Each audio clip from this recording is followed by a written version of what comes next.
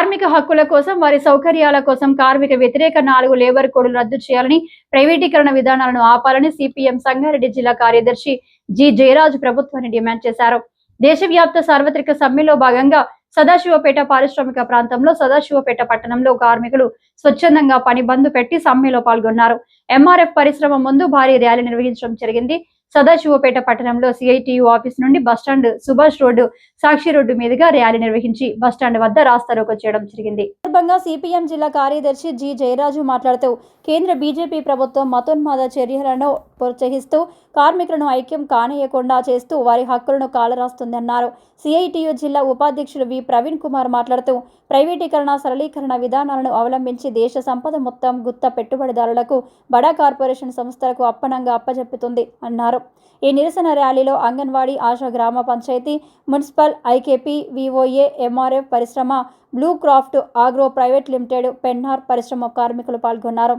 ఈ కార్యక్రమంలో సిఐటియు నాయకులు రాజు, రాములు, మనోహర్, మల్లేశం, శ్రీనివాస్, రుక్కమ్మ, మొగులమ్మ, సంగీత, మంజుల తదితరులు పాల్గొన్నారు.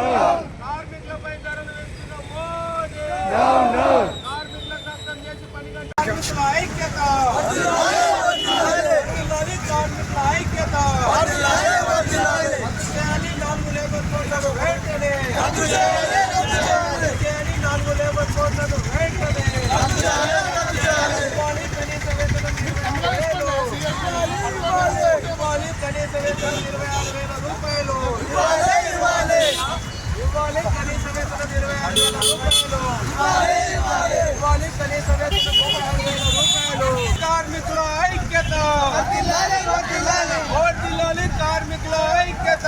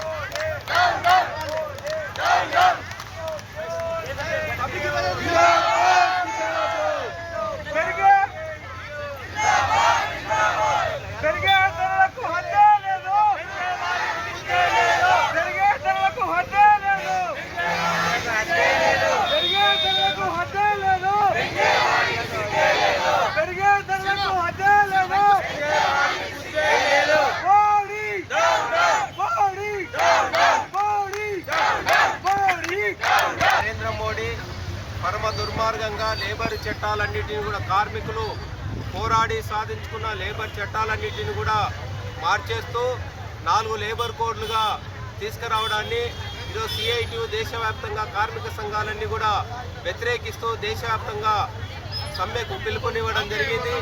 దేశవ్యాప్తంగా అపూర్వకంగా దాదాపు 40 కోట్ల మంది కార్మిక వర్గం ఈ సమ్మెలో పాల్గొన్నారు.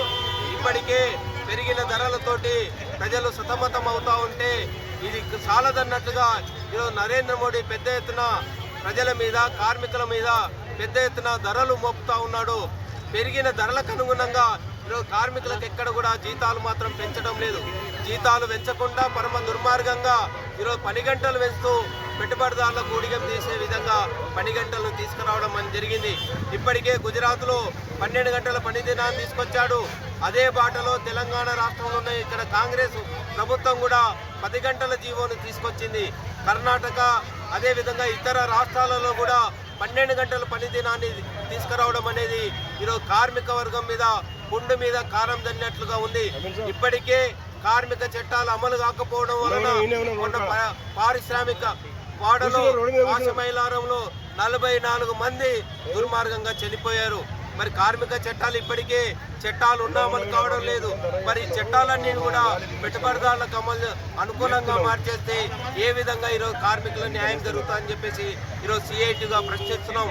తక్షణమే ఈ 4 లేబర్ కోడ్లను వెంటనే రద్దు చేయాలి.